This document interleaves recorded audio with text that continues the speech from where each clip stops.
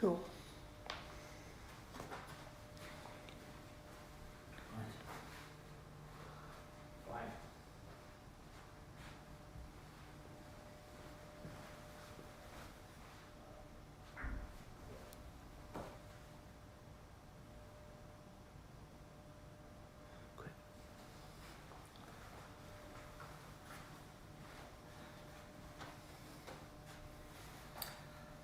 Hello and welcome to WRS International.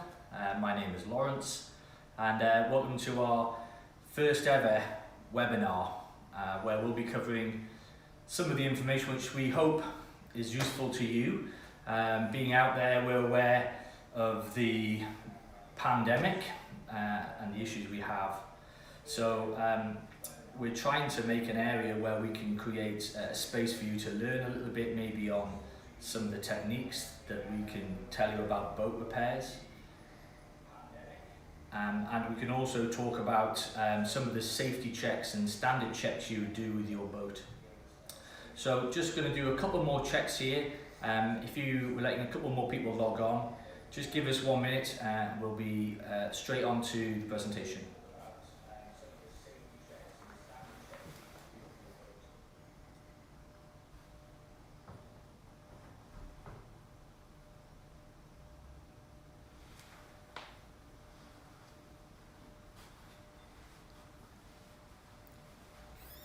Great.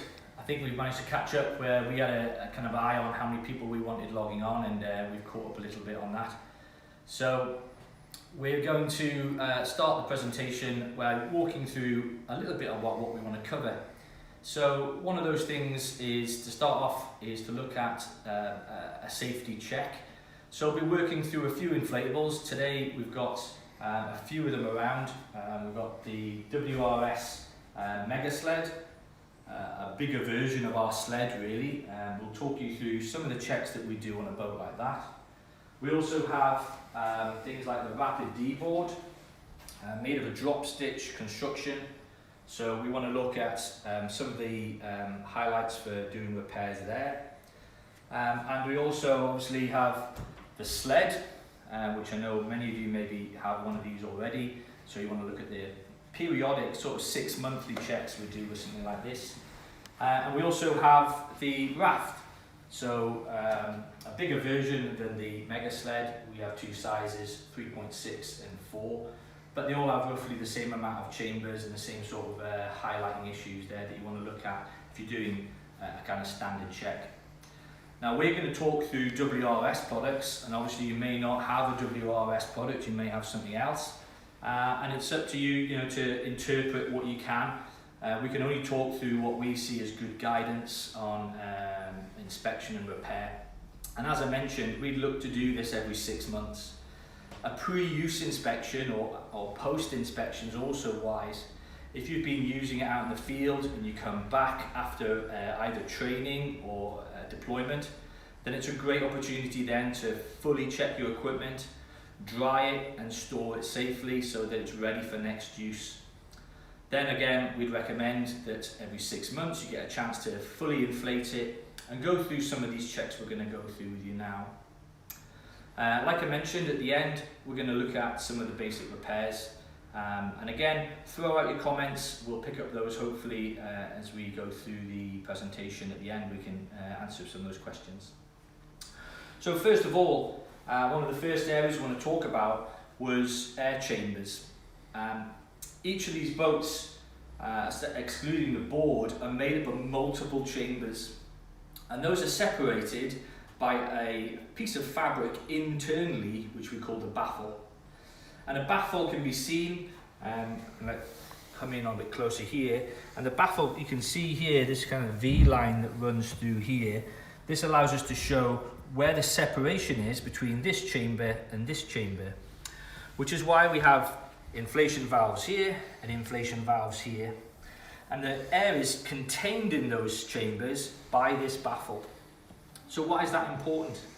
Well, it's important because if we're inflating one chamber and we find that as we're inflating it another chamber is starting to fill, then we can understand that actually what we have here is a leak in the baffle.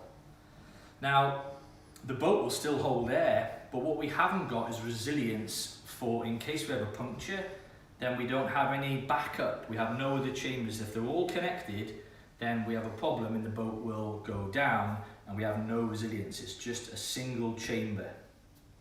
So the chambers and the baffles are very important to have those separated. So some of those checks you might want to do to start off with is being able to inflate each chamber separately and testing that it holds air. Now, a lot of people ask us about inflating boats and inflating things with things like boat inflation kits that we sell. Now, these baffles are relatively delicate.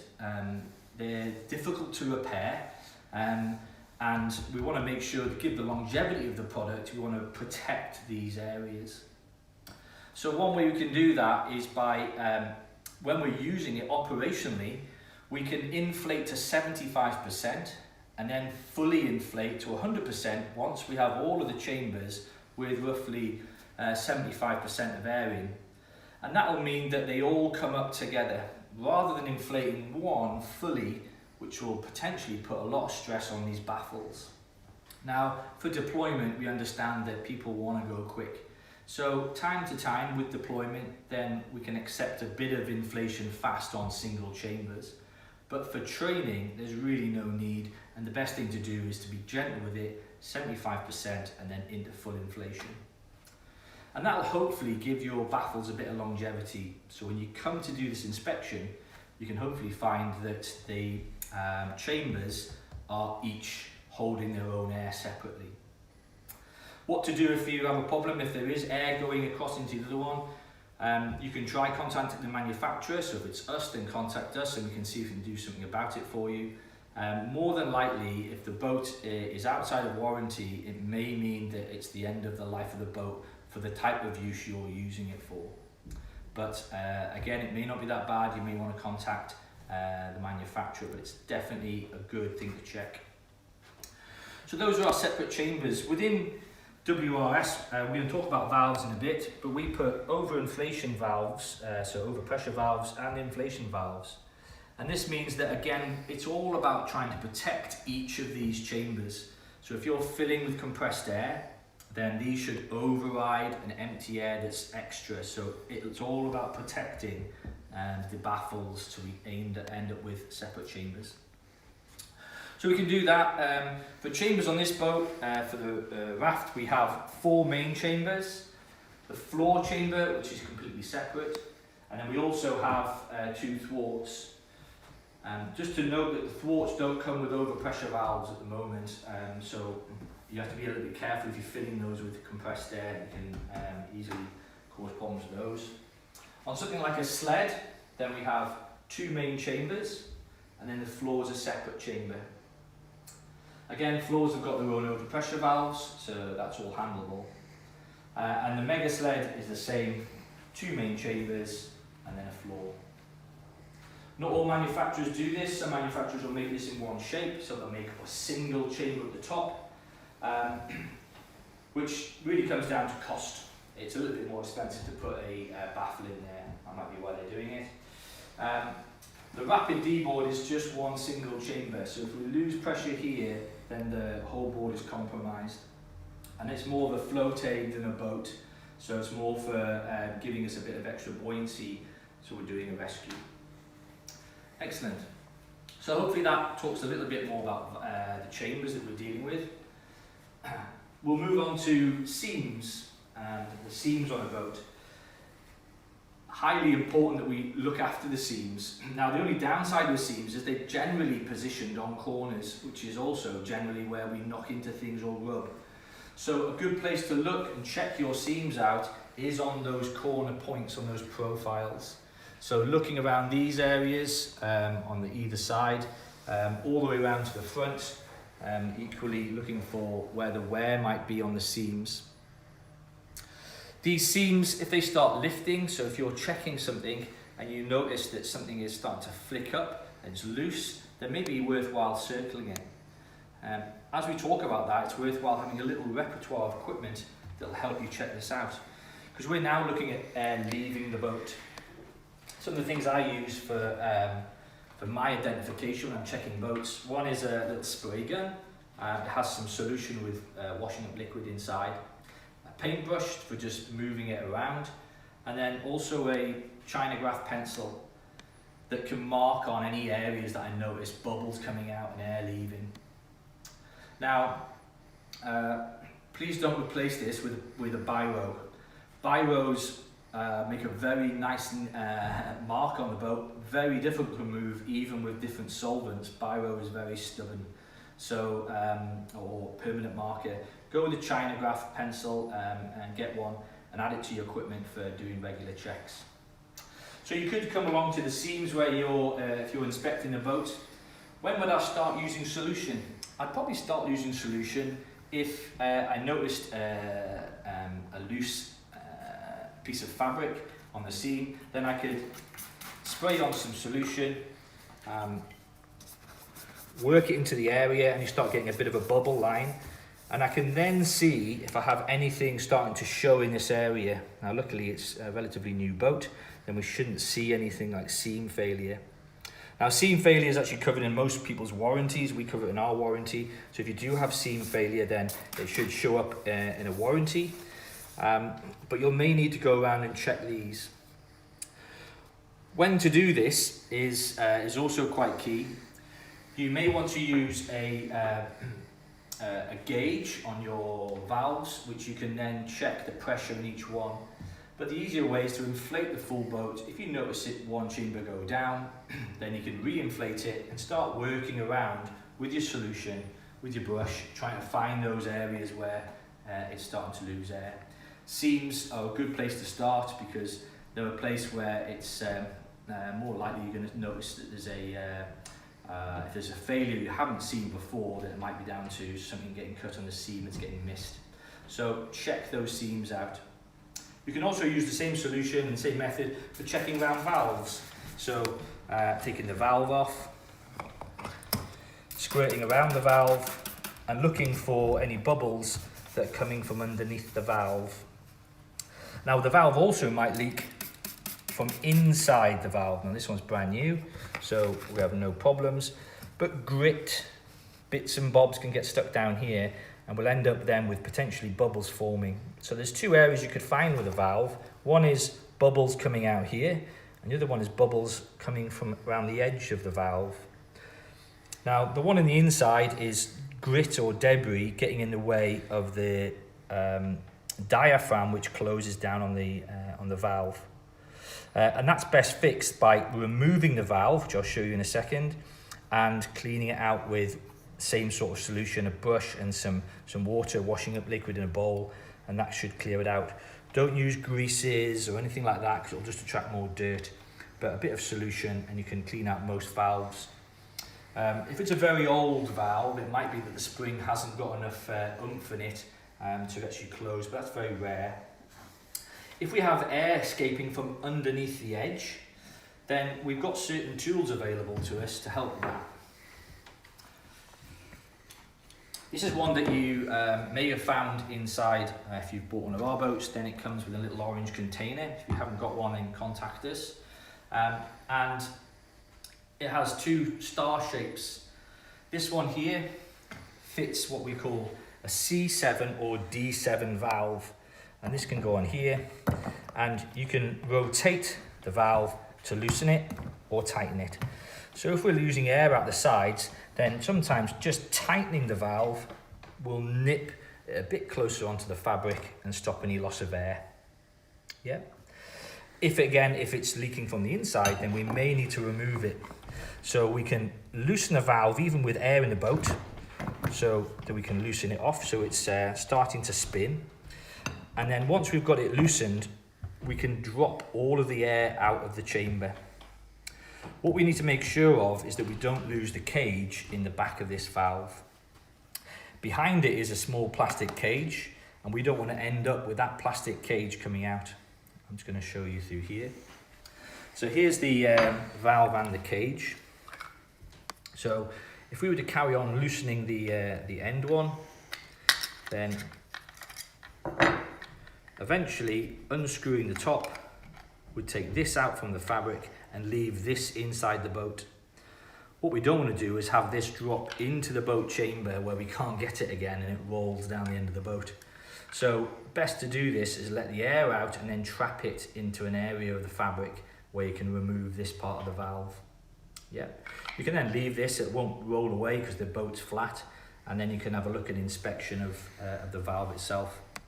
If I push this up, you can see the diaphragm and this little rubber diaphragm. It's a Leafield, this is actually a D7 valve, but C7s look the same. And again, if we have got debris or there's muck here, a bit of a washout with washing up liquid, and we can end up clearing this area and hopefully allow that to close nice and solid again. With this valve as well, this is the, like I said, this is the D7 valve, and it has this gauze on the actual valve itself. You can look really close.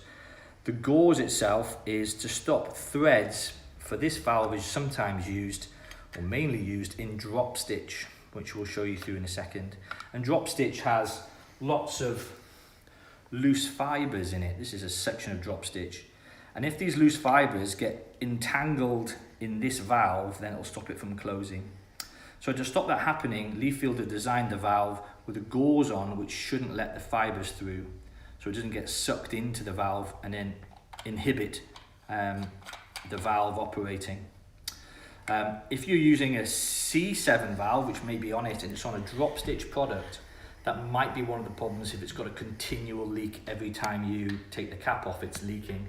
It may be that the threads in the drop stitch, which is how you make the flat form, are getting entangled. Now you can see that, how you can recognize whether it's a C7 or D7. I'm not sure if we can get close enough.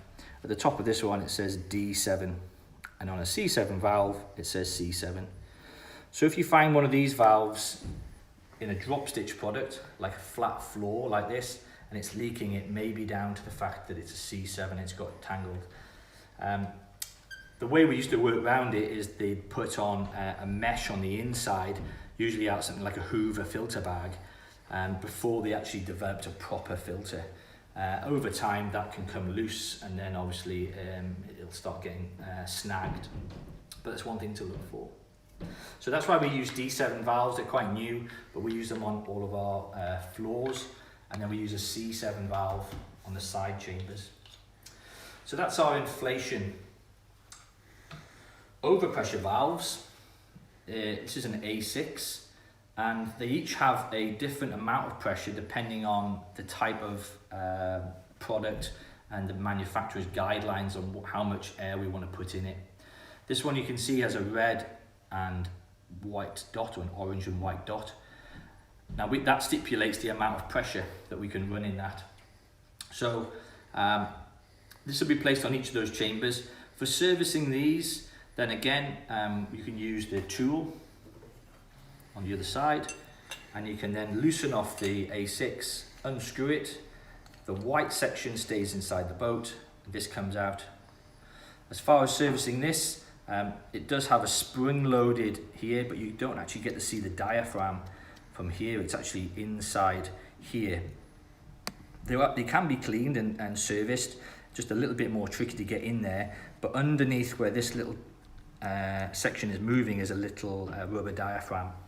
Again, using a brush or some liquid will help relieve any debris that's in there. I find that submersing it in water and solution and then working it backwards and forwards can sometimes relieve anything that's stuck in there. Yep. Once we've done that, then obviously you need to thread it back through into the boat and tighten it up. For tightening those back up, get them done so tight you won't be able to over tighten it. Inflate the boat again and do the reverse. So once it's inflated, come back to your A6 valve or your other valve and put your key over the top, and then you can get that extra pull that you need to, because then you've got the purchase of the boat and the fabric's got a bit more resistance to it. Yep, I'll just tighten this one back up. Perfect. One thing to note on the D7 or on the valves, it does actually have, they have a rubber grommet or washer on the top. So if you do have an issue of a leaking valve out in deployment, putting the cap on will actually work as a secondary seal. So if you have got a valve with some leaking here when you're out, then that can help you kind of step out of that problem. Obviously, if it's leaking from the sides, it's not, but it is if it's leaking from the center of the valve. So we use leaf fill valves on all of our products. Not everyone does, there may be alternates out there, but it's really important to service a valve, make sure a valve is clean, make sure there's a cap with a valve. Don't leave valves without caps, they need new caps. We sell spares, so if you do end up losing them, then we can give you spares. But we found the leaf fill valves are the kind of valves that the caps stay on them, so that's really important. Excellent. So hopefully there we've covered some air compartments. So we talked about different compartments and the importance of those in compartments. The seams and identifying those seams and what to look for, any sort of lifting on the edge. We've talked about valves, inflation and overpressure valves from leaf field. Before I move on to, we're going to look at handles and D-rings. Before we do that, again, just to reiterate, if you are losing pressure and you need to find some of the any leaks that you found in the boat, and they're not in those classic areas, so you haven't got a seam, you haven't got a valve problem, you're going to have to start looking around for something on a tube. And that's quite a long process really. It's just taking your time and going around squirting with your solution and painting on. Now, some obvious areas that might have a leak, it's unlikely, although the boats are faced this way, that we have any leaks on the inside. It's more likely that the leaks are going to be on the underside of the boat where it's being dragged or rubbed against a rock, might be where we find those leaks. So working around with the solution and brushing in those classic areas, and then we can hopefully find. And some of those key areas on sleds anyway, again, is corners, so on the underside of the boat, where you'll have classic areas of wear. It might be that where you're training in a particular area is also noting that you always rub against a set rock if you're doing a lot of training in one spot. One thing to notice as well is that I've talked before about drop stitch. This is a piece of drop stitch fabric, and this is what we use on the bottom of sleds, mega sleds, and the Rapid D board. And this is how it's made up, if you can come a bit closer on there. So thousands and thousands of threads, millions of threads that hold the fabric from bellowing into a circle. On the outside, it's coated in whatever, this is urethane, polyurethane, but we also have PVC coating, you have CSM or Hypalon coatings, but it's only coated on this side, it's not coated on the other side, the inside. Unlike a normal piece of fabric, it's like this, a piece of fabric here, it's just coated on both sides. So this type of fabric's used on the main chambers of the boat. So if we were to scrape this and end up with a wear patch all the way down to the weave, then actually on the other side, it's still holding the air back. Whereas with drop stitch fabric, we don't have that backup. It is not backed on the other side because it can't physically be backed on that side. It's only backed on this side. So if you imagine you wear this down, eventually we get to the point of wear where air will come out because we're down to the point of the weave and the air can come through the weave. So drop stitch products again might be an area where if you're losing air on the underside, on the actual drop stitch, look on the underside, look for those wear patches, and you may be ignoring them on the main tubes and getting away with it, but you wouldn't get away with it on a drop stitch product. So that's kind of key on drop stitch, is it's just backed on one side. The other part of drop stitch is that with all those threads in there, if we have a big cut on something like that, then we can end up with, you can repair everything on these boats, but we may end up with an ulcer. So if you've cut through all those threads and they've loosened, then it will, when you inflate again and repair it, it may end up with a bulge. So it's really important to teach both your teams and yourselves about the importance of how delicate really these fabrics are, and if we look after them and carry the boat, then it's more likely to last us a lot longer. Dragging boats is never good, especially on drop stitch products, so we want to make sure we kind of give them a length of time of life, especially with training, and carry the boats to give them extra longevity. So that's a drop stitch. All drop stitches constructed the same way. different coatings behave in different ways. We use PVC coating, which we find is really very easy to repair. It's very abrasive resistant. It works in a multitude of temperatures that we have. We find it's a really reliable fabric. We are starting to look at bringing out, and we have a small range of urethane products, which is really the next level up from that, where we look at something having a lot more abrasion resistance. And that's about trying to protect those outer layers and the coating that's on the fabric so it'll last a bit longer. Super. So hopefully there's something mulling away in your minds now about all those parts. One of the other areas we want to look at here is handles and D-rings. Big questions. Thinking back to people's talks during training is how strong is a D-ring? Now, one of the big things that I always come back with is where we see failure in D-rings isn't necessarily from a D-ring pulling from the boat. I don't think I've ever seen a boat being pulled so hard in a D-ring that the actual patch has peeled away from the boat. What we have seen is where we have seen a failure of a D-ring, it's because the D-ring is separated from the patch. So that's a totally different area of concern. It's not necessarily looking at the patch failing, it's actually looking at the webbing that's holding, or the material that's holding the D-ring in place. So this is one thing to look at when we're checking, is to look at how are D-rings looking. This is one of the D-rings, this is a brand new D-ring, so it's in prime condition. This is a D-ring which has had, it's actually a Hypalon boat D-ring that's had a bit more use, but it's good to show you some of the areas of wear and what's concerning. So if we can look at now, we can see that we have some wear around the edges here, and that is actually here on this particular D-ring. This is a Hypalon coating on top of nylon webbing internally. So to show you that how that's built together, then I've took a D-ring. It's the same sort of construction how we do our D-rings. So here's your D-ring. Usually you'd pass across when you're making it your webbing, which is where a lot of your weight loading is coming from. Now if we just had a D-ring with only webbing over it, then any abrasion would cause us abrasion on our webbing. And that's almost immediately decreasing the strength of webbing. If you've done any PPE inspections, you're on a harness or something like this, you'll understand that if we abrade this or cut this, then or heat it up, then we're decreasing the strength of that webbing. So that's when we see things like D-ring snapping. So what we've done as manufacturers is added an extra layer. Now, if you're just getting a boat and you see only one layer of that, I'd probably suggest looking for another boat. You should have a coating at least over that one to protect that webbing layer. And that here in this particular case is urethane I've put over the top, and that's protecting my nylon. So now I could see abrasion here, and that's what we're seeing initially on this quite old D-ring. It's actually from 2012, this D-ring. And we're starting to see now there's all furring here.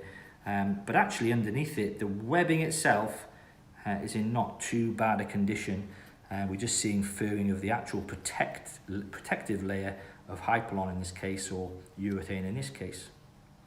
So that's important to make sure that the D-ring here and the band in this area that's holding the D-ring down is in good condition. If in doubt, then it might be time to look at replacing it, so the D-ring may need taking off or a new ring putting on. Okay. On our D-rings, we actually put, I'm not sure if our camera can pick it up, but we actually put in our D-ring, we put a layer which is a yellow layer at the top, then I got webbing, and then we have another layer underneath which is what's connected with the D-ring, which is another layer of PVC fabric. So we actually use 3 layers, sandwiched in the middle is that nylon. Okay, and that means that this bar doing this is not causing us any problems against our nylon. We also double stitch them, so they're stitched here and here, and then we also weld the whole patch onto its main patch. So this is the area here where we're more likely to see damage, and an area for inspection is this back bar. Great. Hopefully that kind of answers some of those things to look out for. Handles are pretty much the same. Now, especially for rescue inflatables, if you're using something like the Rescue Sled, the handles are great for carrying and using for transporting people. So if someone may be in the sled and you want to gather around and carry someone. So a handle's really key. And again, inspection, looking for something like that being rubbed against an area, then we don't want one of the handles failing and someone falling out of it. So look at the quality of the webbing. There's a stitch line here.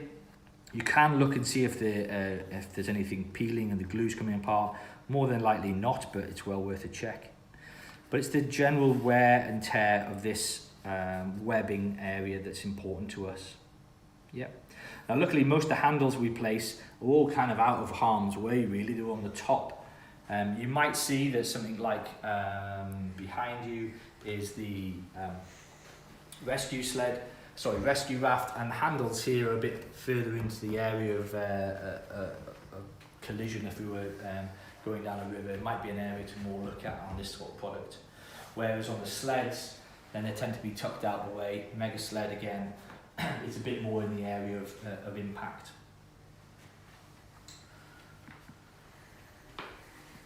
Great. So hopefully that answers a couple of questions on D-rings and handles. What we're going to do now is we're going to slide back a little bit, and we're just going to look at some of the basic repairs of fabrics so we can go through that.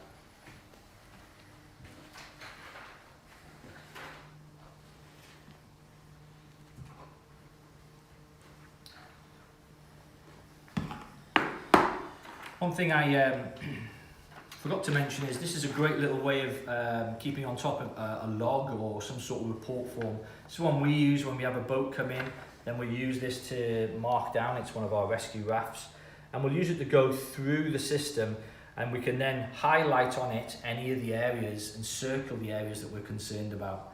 It's a good way of tracking a boat to see what it's doing and how it's getting along. On the back side, you can do a bit more details. Here we put about price, but obviously you probably won't charging yourself, but it does allow us to kind of put some notes.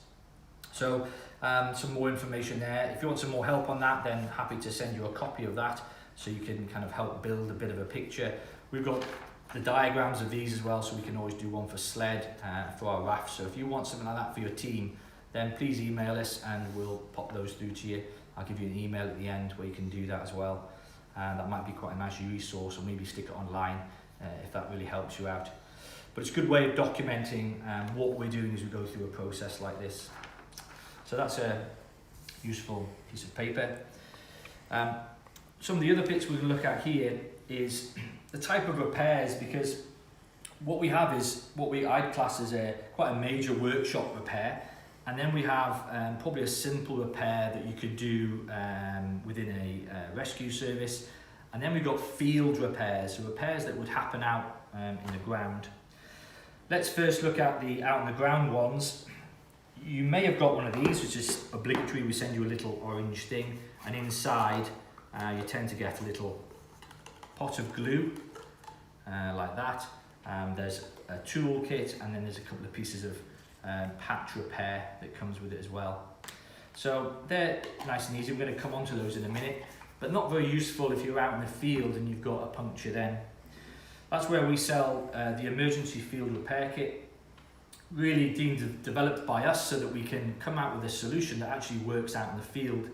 This repair kit, really relatively simple. It allows you to cut down a sticky back plastic repair patch.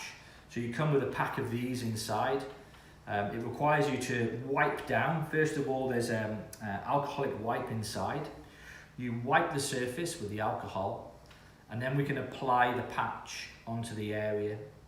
This can be applied with PVC type, which is a type B, which is a type of patch we have here. It can be applied wet. So even if you're out, it's raining, or there's water dripping off your helmet and you're trying to repair a boat out in the field, then you can apply this patch when it's wet. The alcoholic wipe just really is removing any dirt there. Allow that to dry, and then we can apply the patch onto it. With that patch application, you can trim the patch to make it a bit more of a better size, but you also get a little spatula which allows you to smooth it down. We've done a little video on this. I'll not cover it now because it's actually covered in one of our other videos, but you can search on our channel or on our Facebook. You'll see we did a repair where I stabbed one of our inflatables and then repaired it with this. Very quick, very efficient, works when it's wet in PVC. It doesn't work when it's wet on hyperlong boats, but on PVC it will while it's wet. So that's a great product. It's instantaneous, you don't have to let it dry, you can pump the boat back up and get away. We find a lot of teams using this and coming back to us for more kits, and then they'll say that they tend to send their boat in for a full repair if they're in the UK, and we can do that, or they do a repair themselves later. So that's our emergency field repair kits. They're available online, you can look at them there, or contact us, happy to send you some more information. So that's quite a quick repair. The exact polar opposite to that is to start looking at using some of these more aggressive techniques, but this is more in the area of where we're looking at doing workshop repairs. So when we start looking at that, then over here we've got, in the glue department anyway, we've got a two-part glue, so an adhesive, and then also an activator, a hardener, which turns it to allows the glue itself to go off quicker. And using that means we get a much better bond. So that's kind of one key difference with our single repair. We have a little cup to mix it in. Some of the other areas that we need some chemicals when using these to prepare fabrics. I've deciphered, we have large containers, so I've put them in a smaller one for you. This is MEK, and it's used for preparing PVC fabrics. I'll talk about that in a second. And this is toluene, which is used for cleaning or preparing hyperlong fabrics. Both of these chemicals are not that great for you. So what we need to make sure is if we're using chemicals in two-part, is that we're using the right PPE. Now we're all pretty much used to wearing a face mask nowadays. This is a mask from 3M, which is good enough to stop gas vapor. So it's got canisters on the side, it's a full face fit mask. So this is the kind of thing we want to be using. Open doors, open windows, using mask protection when using with these solvents and these glues. Then I'd be definitely using this sort of PPE. Gloves as well to protect the skin. So these are quite good gloves. Solvex, they're a nice glove. They work really well. And also eye protection to making sure that we're protected from anything coming and splashing into our eyes. So I'm actually not going to go through a repair of this just yet. I'm going to focus on this, in this webinar, we're going to focus on using a single patch repair. So it's a single one-part glue, the type of one you got in your repair kit. It's good enough for most, and it'll give you a really good repair. And what it will mean is we can avoid using solvents and dangerous chemicals and having to have PPE, because it adds an extra level of complexity we might not need if we're just dealing with small puncture repairs and maintenance of your inflatable. And that's where one part glue can actually do you quite a lot of good. So allow get ourselves settled there. So what we have here, if we just take our fabric, I'll just make a quick incision. Just we have something to work on. Okay, so what we have here, we've got a bit of boat fabric. It's obviously a bit some damage here that we want to cover up.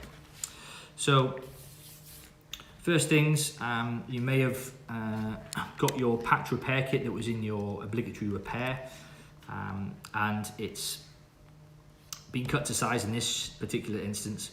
What we say is you need around about an inch around the hole to have enough adhesion to connect onto it. So looking at this patch here, then I have enough of an inch around the actual damage to get a correct bond. All right. I've cut this as well, and you can see when I've cut it, I've just took the edges off, so I've just snipped the edges so they're a bit squared off, so it just relieves any chance of anything peeling up. Next thing I'm going to do is I take my tape and my pencil, and I'm going to place the patch over the top, and I'm going to mark with my pencil the following line of it so I can see nicely where it would live.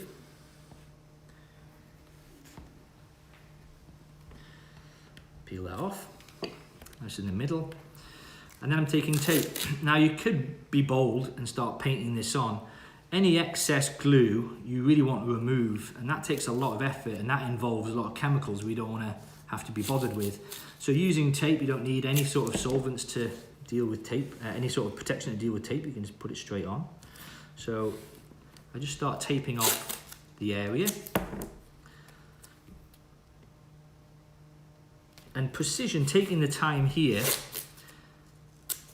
saves us a lot of time with cleaning that glue off. So take the time.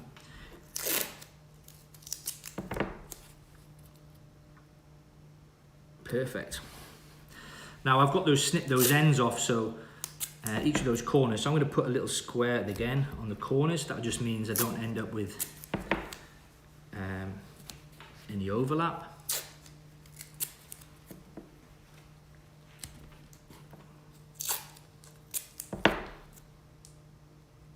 Perfect. Great, so I'm prepped now. That's my patch ready. I've got my other patch ready as well. You can see on these patches, and maybe it won't come in the camera, there's two sides. One is very flat, the other one's slightly graded on the other side. It's the graded side we're going to stick to this. It's just been pre-prepped to allow for a bit of grading. Now, one of the key things with PVC is usually you'd use a chemical like MEK. And MEK, I said I was going to talk about it again, is a chemical which can abrade the actual fabric. So we don't get sandpaper and start rubbing PVC. It's not to be rubbed. We use MEK if we were doing it properly, and we'd rub here and it would start attacking the surface of both the patch and the boat fabric, meaning that we could start applying the glue. So this is like a pre-prep. Now if we're doing a two-part adhesive and a workshop repair, then you'd use MEK. Downside, we're looking at wearing face masks, eye protection and gloves. So if we don't use it, we want to avoid it. We can avoid it by using something less aggressive, and you could use something like nail varnish remover, so like an acetone. Now it's not going to have exactly the same effect, it's not going to be as strong, but it's relatively strong and it's relatively safe. So I can put a bit on here and it'll clean off and prep the surface. So you can see it's actually attacking the surface on our cloth, because it's starting to take the coating off and the red coating starting to come off. So it is having an effect. MEK would do this much stronger, and MEK would completely attack the surface to the point if I left MEK on, it would actually eat all the way through the boat if I left a pool of it on the fabric. Once that's been on there, I can get my brush ready to apply. Now one of the key tips with this is that you can shorten the brush stroke, so if you're only painting at home, usually get a long brush. I've snipped it off, so I've got something a bit tighter and smaller. That's one thing. Here's our one-part adhesive. This is from a local boat supply. IBS is one people that sell boats in the UK. They sell repair stuff, and we equally can help you out with that. And then we just put a little globule on the patch and smooth it down. Now you don't need much glue. It needs to be a thin layer of glue. So you're not coating it on, it's not jam, it's just a thin layer. And the thinner the layer, in some ways, the quicker it dries, the less weight you're adding, the easier it is to handle and manage. Put on both sides, so we're putting a blob of glue on both. If we move this out of the way slightly so we don't get it on our boat fabric. If you have a bit of plastic, put some plastic down, and that will avoid you gluing your table like I'm doing. And make sure that you go all the way to the edges.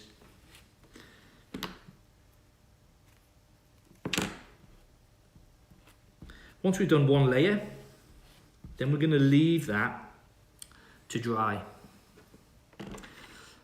You can leave that for as long as you want, really, in the grand scheme of things, of what you're doing that day. So you could leave that, have a coffee, come back, and then look to put your second layer on. We're going to do 2 layers of that. So we've now prepped with 1 layer each, and now we're going to let that completely dry to the point that we can touch it and it doesn't feel wet at all. So let's kind of fast forward through that and then come back to it so we've left them both dry. And then we put our second layer on. So just to double reiterate, we had to leave that first layer to completely dry. When my second layer goes on, my recommendation, if you want to not mess around with glue guns, hot air guns, is to take the patch off or the tape off as soon as you applied your second layer of glue. That way, I get a nice removal, I've got a nice patch bit there, and it's not lifting at all. As soon as I've put my second layer of glue, I remove my tape. On the other patch, I just go all the way to the edge. You may find if you've left it in one area, it's actually stuck to the table slightly, or stuck to your protective cover on your table. So when you put your second layer on, I tend to pick it up and move it slightly to let it dry somewhere else. Any glue that you get initially around the boat, I would tend to grab it initially, don't leave it too long. Even if it just gets most of it off, it's much easier to remove it when it's just dropped onto the boat. So a little rag, having a rag available is good. Now we can leave those. Now, over here we did have a hot air gun. So if we left these for long enough that they both dried completely, what we can do is add heat to reignite the adhesives so they bond again. Now, if you haven't got any of these things, be a bit more aware of what your glues are doing. You want to join them together when they're just tacky, if you have no option of heat. So maybe you don't have a hot air gun, maybe you're in a community centre halfway through deployment, you're going back out in 12 hours. You haven't got much time, and you probably haven't got one of these. So just stay alert on what these glues are doing. They may turn off quite quick in warmer temperatures. So this will help reignite that patch if we need to. If you haven't got hot air gun, a good solid trusty hairdryer will also do it. So it'll help heat that fabric, heat the glue up and get it active again.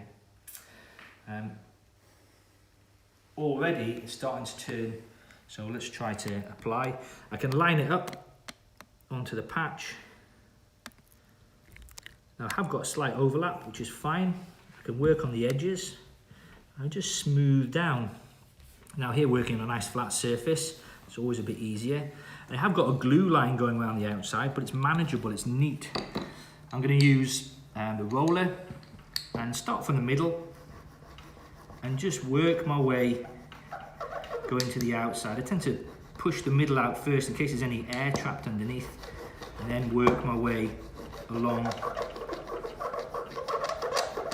with a good bit of pressure to eventually end up with a nicely smoothed off patch. Now some people put weights on top of these. I don't tend to. I tend to, unless it's particularly difficult, I tend to just use a good weighted roller. Keep working it until I've got it all the way down, all the air bubbles out of it, so it's kind of bonding in nicely. If I was into the chemical side of things and I'd done a two-part repair, it's the same process of gluing, but it's about mixing these chemicals, and that's written in the instructions. I may also use, and so if you use a repair, I would also use the toluene to clean up around the edges. Again, it's not necessary, so if you want to avoid all the PPE, then you don't need to necessarily clean, because the glue mark's actually quite neat there. So I've avoided the use of toluene, but if you want to do more of a workshop repair, you could use that to help clean up a little bit. Super. So that's a really simple patch repair of a PVC product. What's the differences with Hypalon? Well, we don't sell Hypalon boats, so I'm not going to go into the process of repairing a Hypalon boat. But the main difference in Hypalon compared to PVC, one is the glue's different. So you'll use a urethane glue and you'll need to find the proper glue for the product. And the other one is that you abrade Hypalon or CSM so that you prepare the fabrics like you would on an inner tube on a bike. So they need abrading before you start applying the glues. Whereas with PVC fabrics, there's no need to abrade. There are some manufacturers who do videos showing abrasion, but the abrasion really is used by doing MEK. A light abrasion, if you really want to, wouldn't go any harm, but we don't need to because we can use chemicals to just prepare that surface. Super, so that gives us a nice, comfortable, neat repair, so you can do your inflatables. And that might be that it's just all you need to do to keep going, or you may decide to use something like the field repair kit just to kind of bide you a bit of time until you get a chance to do a proper repair like that. Excellent. So I think we're about there with the information we want to part. Hopefully we've covered enough of the subject matter that is helpful for you. Some of the things we're looking for and some of the basic ways of repairing them. What we'll do is I'm just going to pull up our pad and see if we have any questions. So thanks for everyone to coming through. I can now skim through and just see how any of our questions that come through. Haldor, let's have a quick look. How much does it matter having them upside down instead of left and right for highline operation? All rafts that we've seen have up, down, and the sled is front, back. Does it matter? Are we talking about direction, I think? Of handles. Haldor is on the direction of D-rings. Obviously, I think with we're talking on rafts, so something like if we come in on this one here, so this is up down. So I think you're talking right, Haldor. I'm asking your question. This is up and down. So here we've got there is an attachment point here. So we could say that if we were running a 3-point tether, then the pressure may pull slightly on this D-ring this way, whereas the front D-ring is pulling in line, so it's pulling straight across it. So we could say that there's less pressure on this D-ring than this D-ring. Something like on our sleds, then we've rotated them around on our sleds, so they're in line. It's a good question. I think it's marginal, but obviously having those in line will reduce the amount of rocking and leverage that would happen if they were pulled at a set position. That makes sense? And it's all about that area there. It's the bit of webbing, and it will just create more pressure. So it does make some level of difference. It's instrumental. Then maybe it would be on a weak D-ring, so something like a D-ring that was well worn on one of those side ones, especially on a raft, which usually has a perimeter line. That's why it's positioned that way, is because it's usually fitted in with a perimeter line. We could add other D-rings that would pull a bit more symmetrical, but it's probably something to look out for and make sure that those D-rings, if they are getting levered in an area, then a good inspection and making sure that that's in good condition. Some